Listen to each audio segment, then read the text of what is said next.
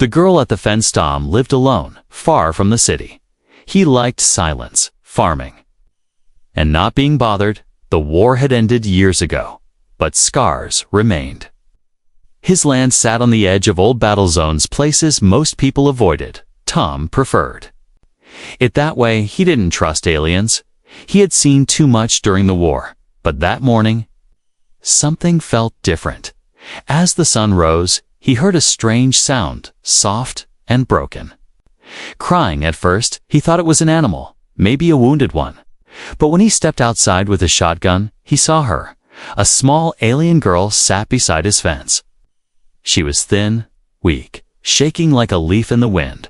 Her eyes were large and glowing faint blue, filled with tears. Her clothes were torn, and she held a cracked toy to her chest.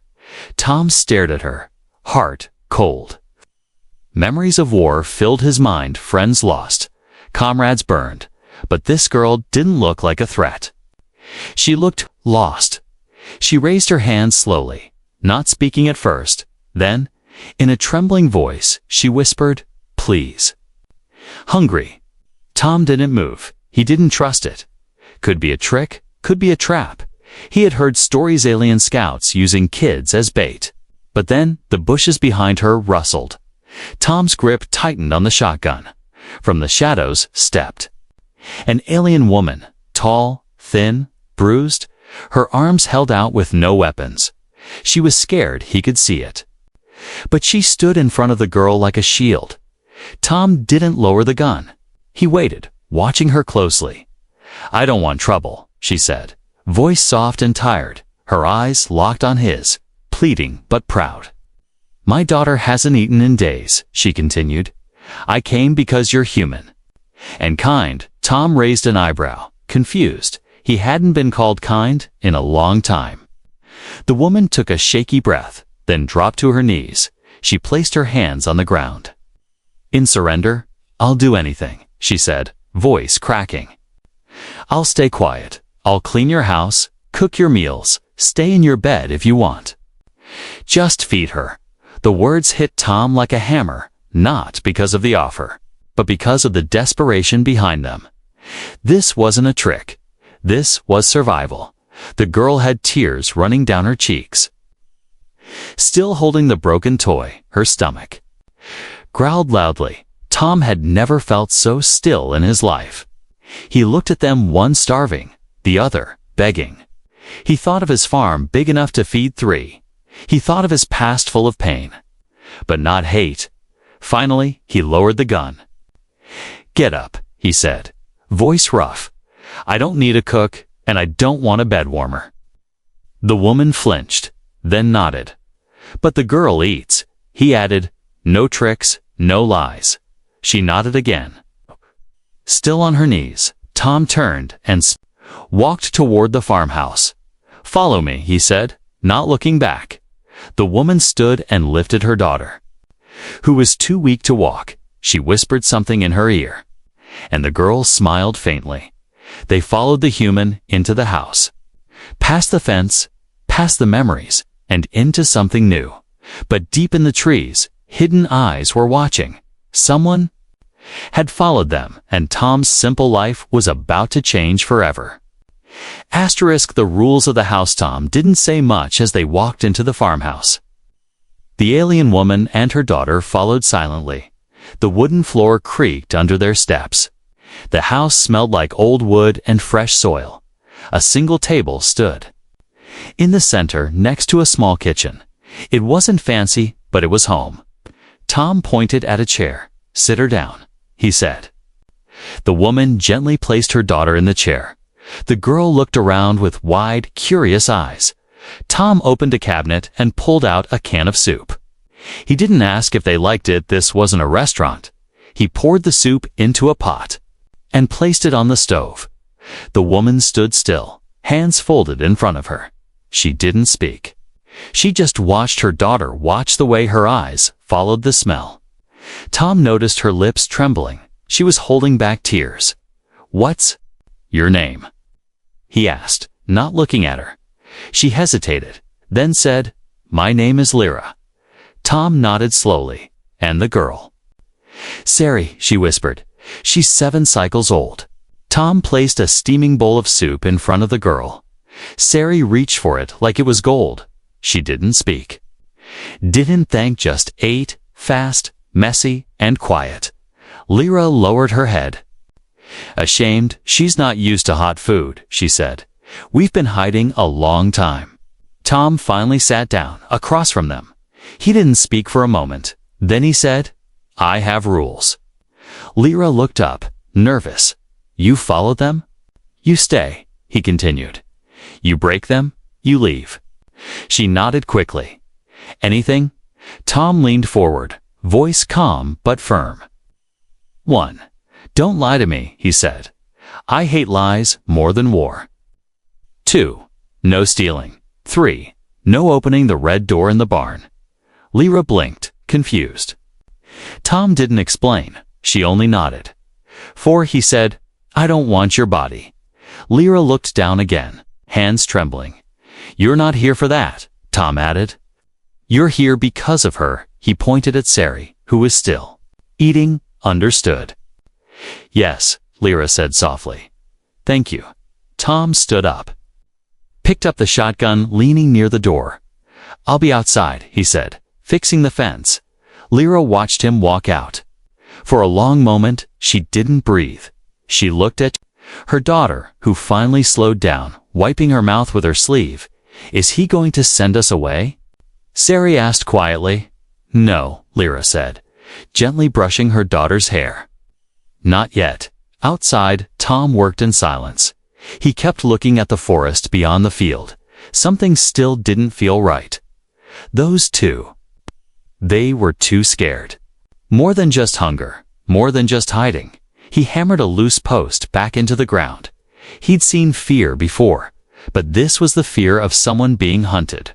By who? Slavers? Alien rebels? Or worse, rogue soldiers still angry about the war's end. Later that evening, he came back inside. Lyra was washing the dishes without being told. Sari was asleep on the couch, curled up under an old blanket. She can have the couch for now, Tom said. You get the guest room? Lyra looked surprised. You have a guest room. Tom didn't answer. Just walked down the hall, opened a small door, and nodded. She stepped inside. It was dusty. Unused, but clean enough. She turned around, eyes full of emotion. You don't even know us, she said. Voice shaking, Tom stood in the doorway, looking at her. I knew soldiers who hated aliens. He said, then I saw them save human lives. I knew humans who promised peace. Then burned villages. I don't trust words. He added, I trust actions. He turned to walk away.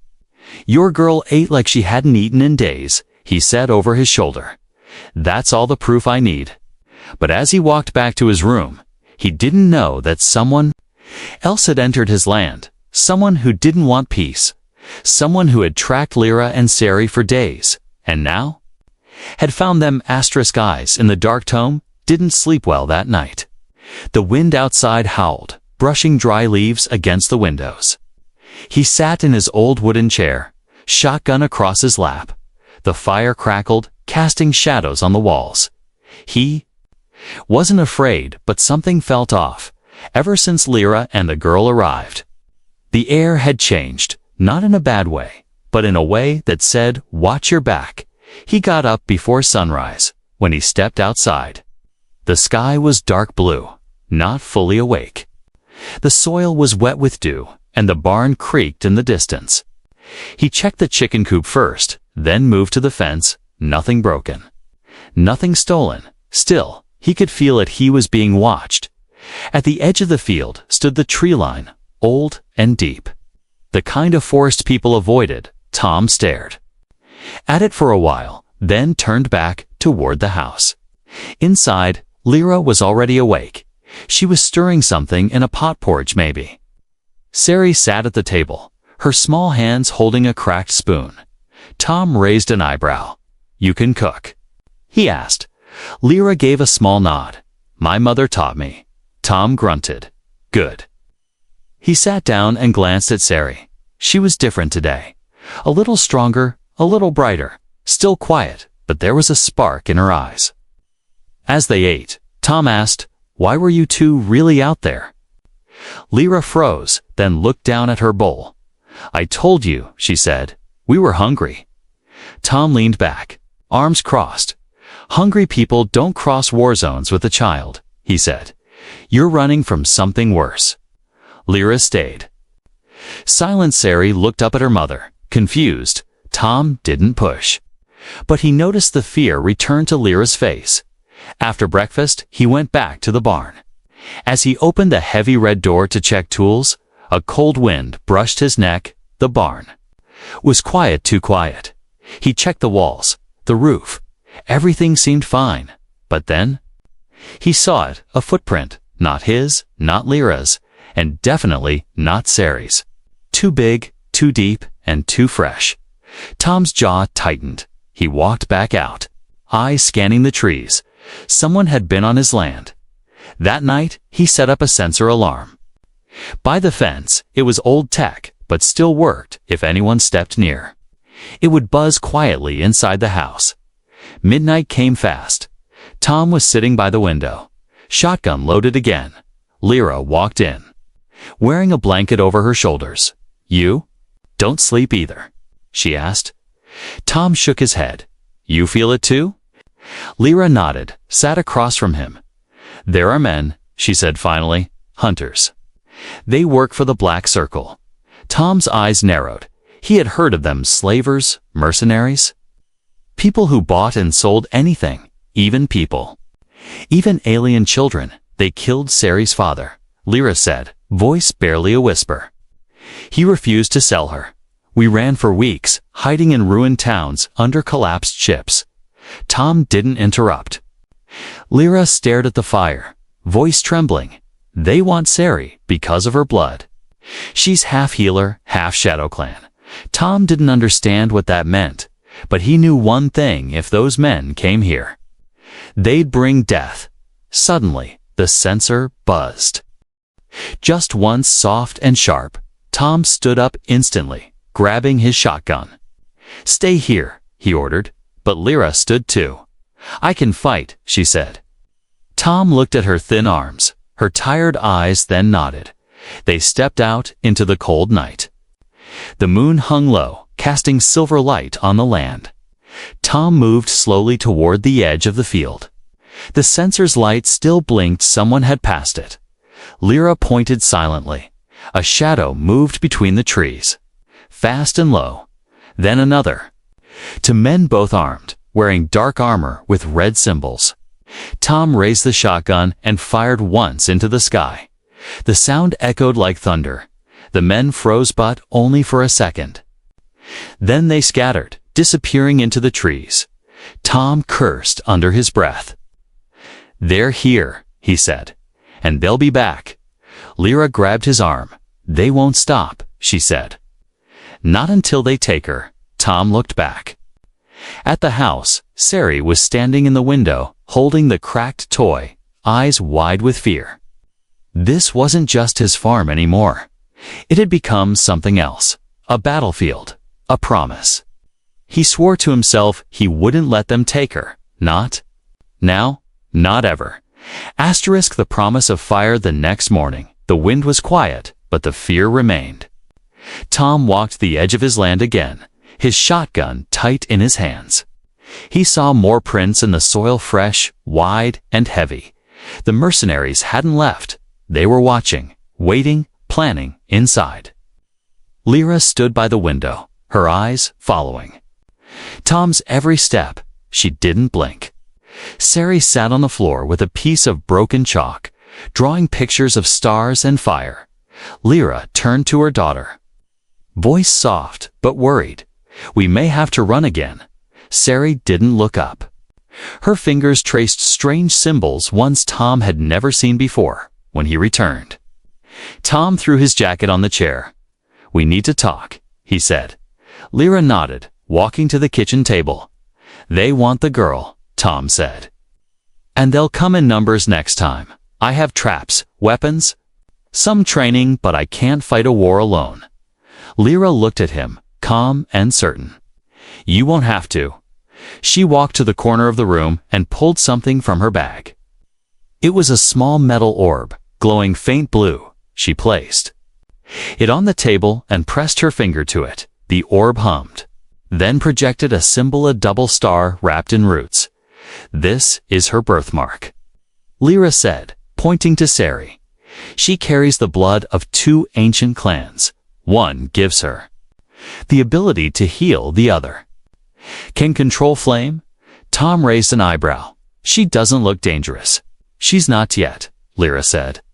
"But if they take her, they'll use her blood to power weapons, black science, maybe even resurrect old war machines." Tom stared at the orb, then at Sari. She looked back at him and smiled shyly. "She's just a child," he said. "She's also hope," Lyra replied. "To them, that's dangerous." Tom stood, pacing slowly. "They won't wait forever," he said. "We need to strike first." That night, Tom went to the barn.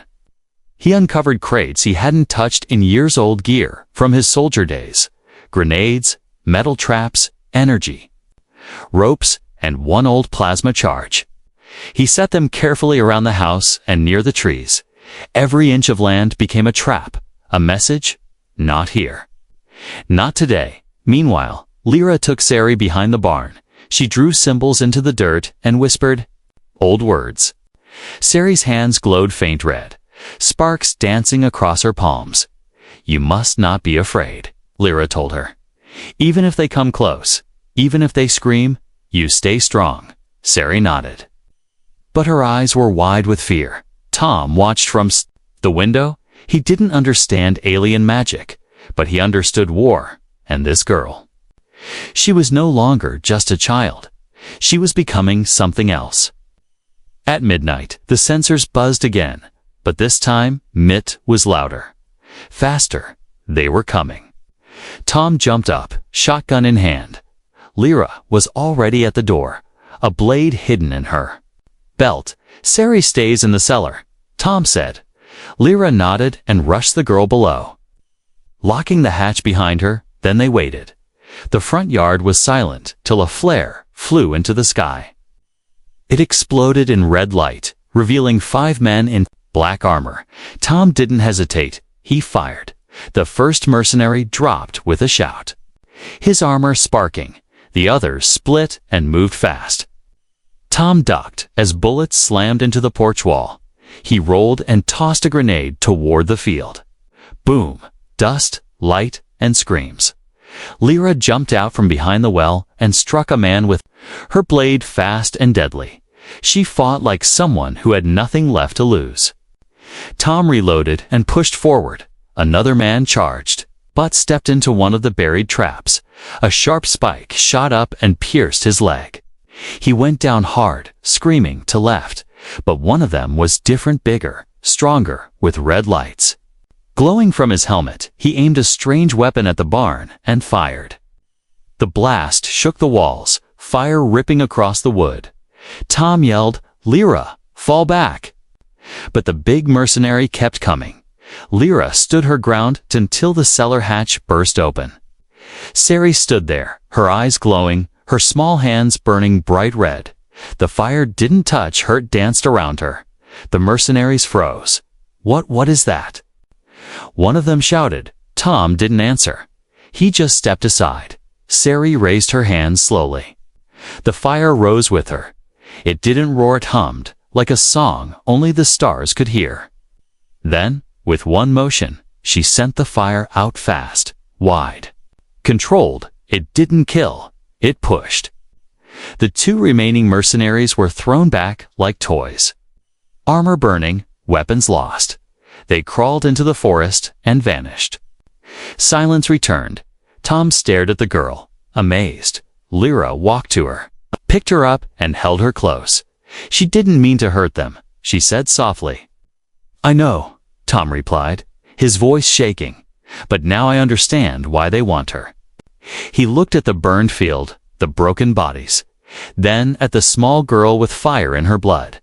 She wasn't just hope, she was a weapon. And he had just promised to protect her. The man with no face. The night was quiet again, but the air felt heavier. Smoke still curled from the barn roof. The traps were spent, the ammo low, and Tom's hands were blistered, but they were alive. Tom stood outside, staring at the tree line. He knew this wasn't over. Those mercenaries were just scouts, not the real threat. The real one was still out there watching, waiting inside the house. Lyra tended to Sari. The girl was quiet now, her energy spent. Using fire had drained her completely. Her hands still felt warm, but her eyes were dim. She needs rest, Lyra whispered. And time? Tom nodded. But he didn't speak. He turned on the old radio and scanned the channels. Most were dead, static and silence. But one signal came through, weak and crackling. We found the farm. A voice said, robotic and cold, proceeding with phase 2. Tom crushed the radio with his boot. He didn't need to hear more. They were coming, at dawn. Lyra stood by the window again. She didn't eat, didn't sleep. She just watched. Tom placed a mug of weak coffee beside her. I know that look, he said. You're waiting for him. Lyra nodded slowly. He doesn't speak, doesn't feel, doesn't forget his name. Tom asked, they call him the man with no face. She said, he leads the Black Circle. Tom had heard that name before. Old war stories, whispered nightmares. A soldier who lost his face in a reactor blast, rebuilt with stolen tech. Now, he hunted for profit, cold, silent, and merciless. If he's coming, Tom said, we don't stand a chance. Lyra turned to him, her eyes cold. Then we make him bleed before he kills us. Tom had to admire her courage. He'd seen hardened veterans crumble under less. But Lyra stood tall, and Sari, despite her exhaustion, held her mother's hand like a soldier. Later that day, Tom started digging behind the barn. A trench, deep and wide. He filled it with oil drums and metal scrap. Lyra helped silently, her hands bleeding from the work. They buried mines at the entry path. They tied noise traps to the fence. Every inch of the land became a warning. By nightfall, the sky turned blood red. A storm was coming, not weather, but war. Then it happened. The silence shattered. A low hum came from the sky, deep, mechanical. A ship hovered over the field, black and round. No lights, no markings. It landed without sound. Pressing the grass flat under its weight, the ramp opened, and he stepped out tall. Dressed in smooth black armor, his face covered with a metal mask. No eyes, no mouth, just a blank plate. But behind that mask, death waited. Tom raised his rifle. Hands steady, Lyra held a curved blade. Breathing slow and deep, Sari stood behind them. Hidden in the doorway, the man didn't speak, didn't flinch. He walked forward like he owned the land. Tom fired first. The shot hit, but the man didn't fall. He absorbed it, armor glowing red for a second. Then he raised his hand, and everything turned dark. The lights in the house died.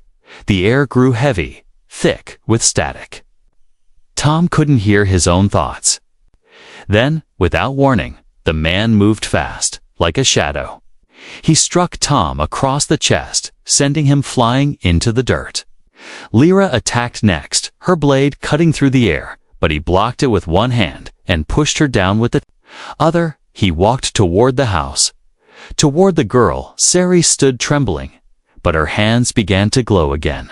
Stop, she cried. A pulse of fire exploded from her palms. But this time, the man was ready. He raised a black device, absorbed the flame, sucked it in like smoke. He stepped into the doorway.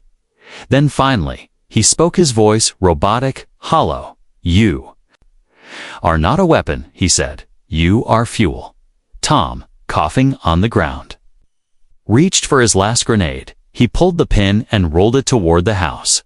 Boom! The blast knocked the man back, breaking the doorway, but it didn't stop him. He stood again, burned but not broken. Tom grabbed Sari and ran behind the house. Lyra followed, bleeding from the side. They reached the trench. Tom lit the match and threw it in. Fire erupted. The ground between them and the faceless man became a wall of flames. He stood there, staring through the fire, still silent. Then, slowly, he turned and walked back to his ship. He wasn't finished. He was just testing them. As the ship lifted into the night sky, Lyra collapsed beside Tom. "We can't stay here anymore," she said. Tom nodded. This farm had been his world, but now the world had changed, and to protect this girl, this strange, powerful girl, he'd have to change with it. Flight. From ashes, smoke still drifted from the ruins of Tom's farmhouse. The air was thick with the smell of burned wood and oil. Tom stood at the edge of the crater where his barn once stood. His land, his quiet life, was gone. Lyra leaned against a tree, her side wrapped in cloth, blood soaking through. Sari sat at her feet, eyes red from crying. She had never meant to bring this much danger. She didn't know she was worth chasing. "Across galaxies, we have to move," Tom said, voice sharp. "They'll come back, and next time, that metal freak won't walk away." Lyra nodded slowly. She was pale, weak, but still alert. Tom packed what little remained: canned food, a few tools, old maps.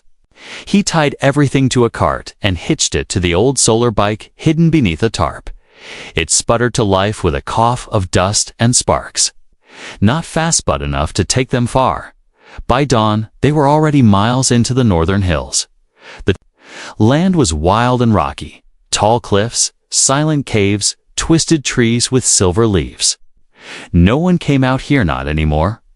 Old war drones sometimes drifted in the sky, rusted and blind, but no humans, no soldiers, no black circle. For now, they were safe. Sari sat on the cart, clutching her broken toy and staring at the sky. "Why do they want me?" she asked softly. Lyra turned her head slowly. "Because you're different. Because they're afraid of what you could become." Tom drove in silence. He didn't understand much about alien bloodlines or clan symbols, but he knew what fear looked like, and right now he could feel it growing behind them. That night, they camped inside an old cargo wreck buried in the hillside. Its walls were cracked, roof caved in, but it was shelter. Tom built a fire while Lyra taught Sari how to keep her energy steady. The girl's hands sparked softly, like small candles. "You don't have to fight," Lyra told her, "but you must control it." Tom watched quietly. This girl wasn't just powerful. She was learning faster than anyone he'd ever seen. After dinner, Tom walked outside, scanning the dark hills with his scope. Nothing moved, but he still couldn't shake the feeling. Then he saw it, a red flare in the sky. Far, but closing in, he cursed under his breath. "They found us." He rushed back inside. "Up, now," he ordered. "We move before they land."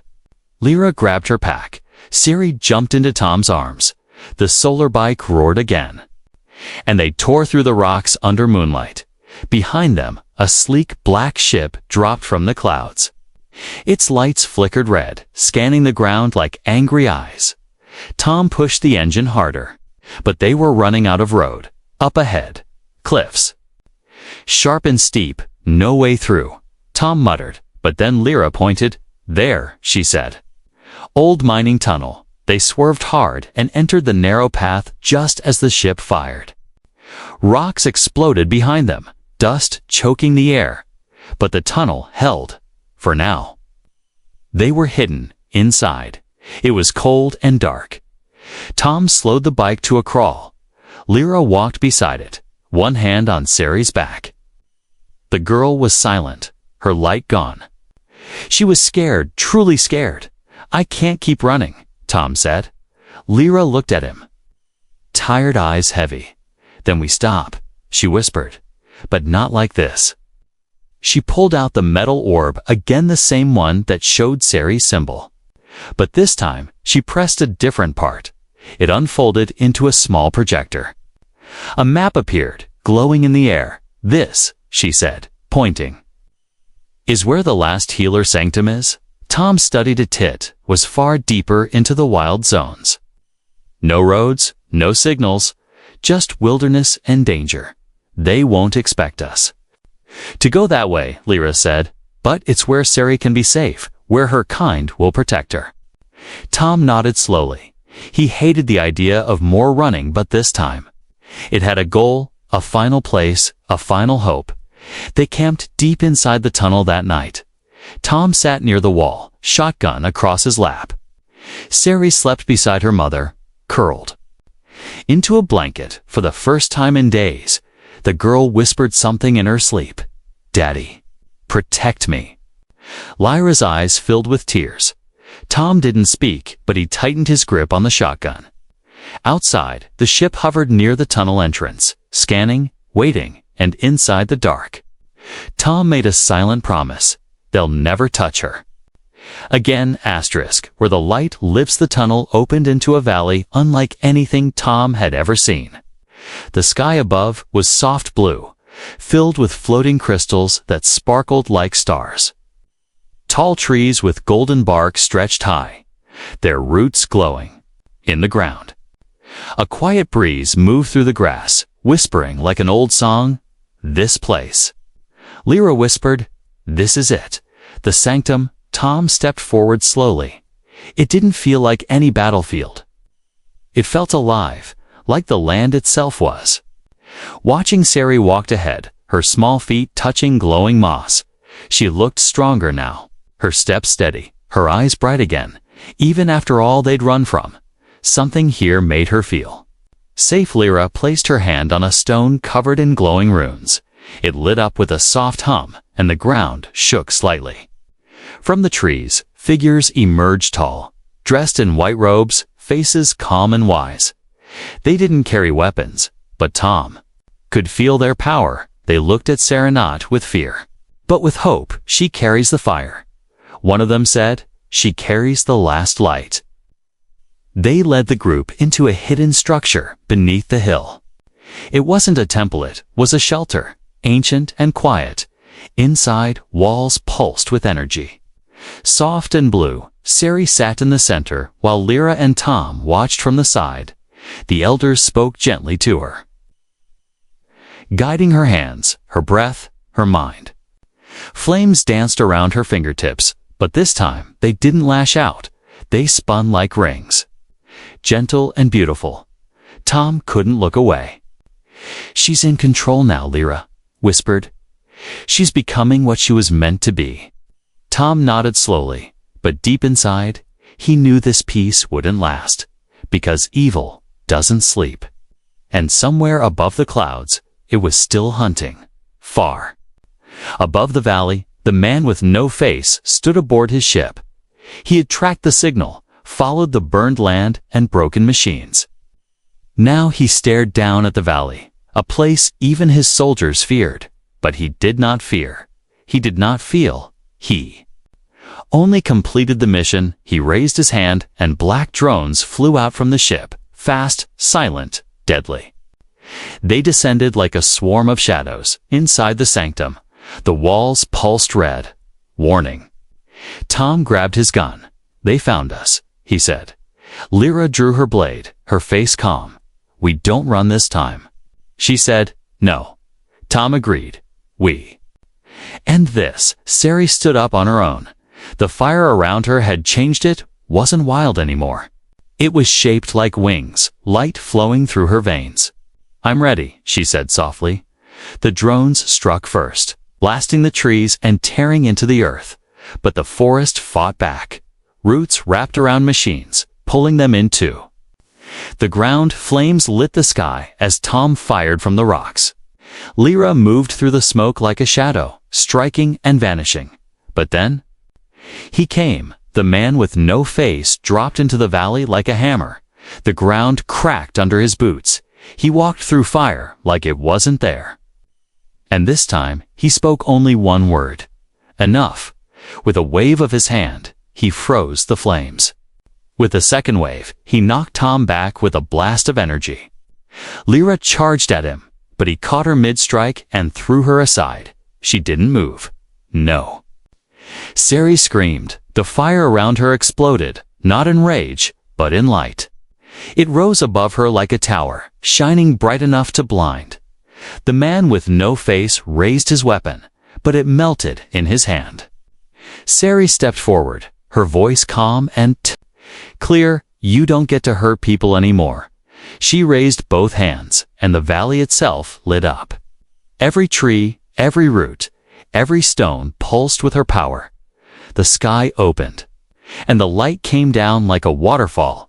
It hit the man square in the chest, and for the first time he stumbled. His armor cracked, his mask shattered, and beneath it there was nothing. No eyes, no mouth, just wires and black cables. A machine wearing a man's body. He tried to speak, but the light tore through him, and then he was gone. Just ash in the wind. When the battle was over, silence returned. Tom crawled to Lyra's side. She was alive, hurt, but smiling. Sari stood in the center of the valley, glowing like the stars above. She wasn't a girl anymore. She was the light, and the war for her was over. The elders bowed to her. Tom stood beside her, tired and proud. He had lost everything, but somehow he'd found something greater, a family, a future, and a promise never to let the darkness win again.